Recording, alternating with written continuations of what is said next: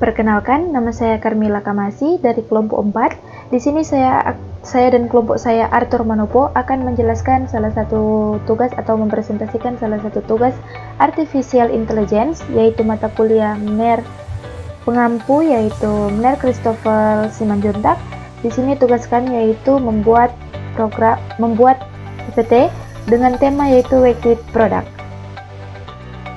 Pertama, pendahuluan yaitu Weighted Product adalah salah satu metode pengambilan keputusan multi-kriteria yang digunakan untuk memilih alternatif terbaik berdasarkan beberapa kriteria.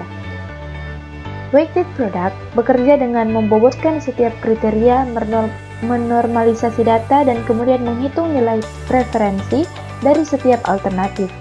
Metode ini sering digunakan dalam berbagai situasi seperti pemilihan produk, evaluasi kinerja, atau seleksi proyek karena kesederhanaannya dalam menangani banyak kriteria sekaligus.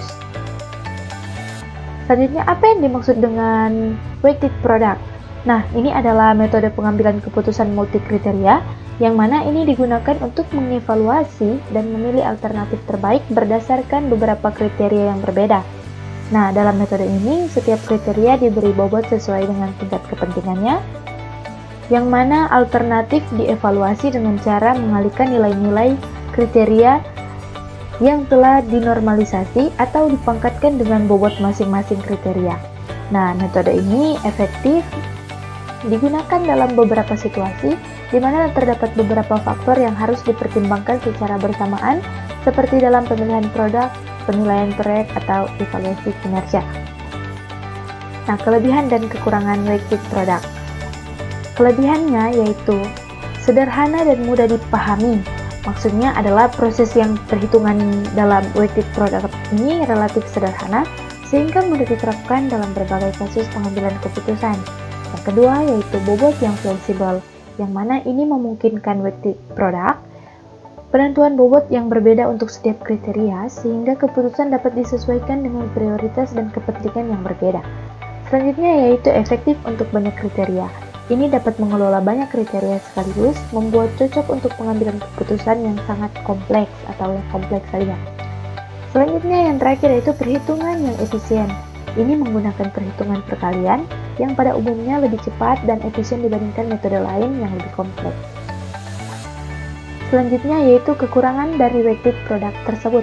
Yang pertama itu adalah sensitif terhadap bobot, yang mana hasil sangat menguntungkan penetapan bobot kriteria. Bobot yang tidak akurat dapat menghasilkan keputusan yang kurang tepat. Selanjutnya yaitu normalisasi yang kompleks. Ini memerlukan normalisasi data yang jika dilakukan dengan benar dapat mempengaruhi hasil akhir. Yang ketiga yaitu mengatasi ketidakpastian, yang mana Weighted Product ini efektif dalam menangani ketidakpastian. Kurang efektif dalam menangani ketidakpastian atau variabilitas data karena semua nilai diperlakukan sebagai pasti. Yang keempat itu kesulitan menangani kriteria kualitatif. Ini Weighted Product ini lebih cocok untuk data kuantitatif hingga sulit untuk digunakan jika ada kriteria kualitatif yang perlu dievaluasi. Nah, untuk slide selanjutnya akan dijelaskan oleh teman saya yaitu Arthur Manopo. Baiklah, perkenalkan nama saya Arthur Manopo dengan NIM 02024070 dari kelompok 3. Pada saat ini saya akan melanjutkan presentasi dari teman saya tentang atau materi tentang Weighted Product.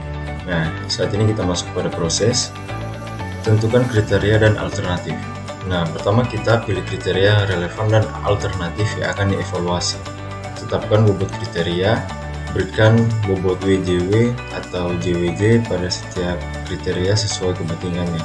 3. Normalisasi data jika perlu. Lakukan normalisasi jika kriteria memiliki satuan yang berbeda.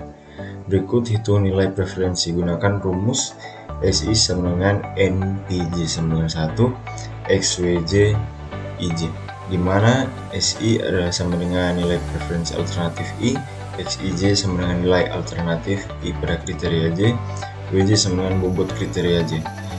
Lalu bandingkan nilai preferensi alternatif dengan nilai SIS atau ISI tertinggi adalah yang terbaik.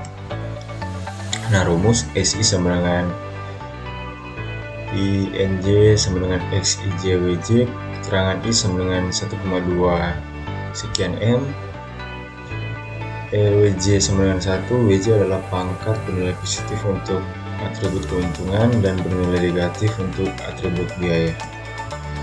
Nah, untuk kesimpulan, weak product WP adalah metode yang efektif untuk pengambilan keputusan multi kriteria, memungkinkan evaluasi alternatif berdasarkan kriteria yang berbeda dengan cara yang objektif. Metode ini memiliki kelebihan dalam kesederhanaan dan fleksibilitas bobot, tetapi juga memiliki kekurangan seperti sensitivitas terhadap penetapan bobot dan tantangan dalam normalisasi data. Secara keseluruhan, WP merupakan alat yang berguna untuk berbagai konteks asalkan digunakan dengan hati-hati. Dan demikian presentasi dari kelompok kami. Sekian dan terima kasih.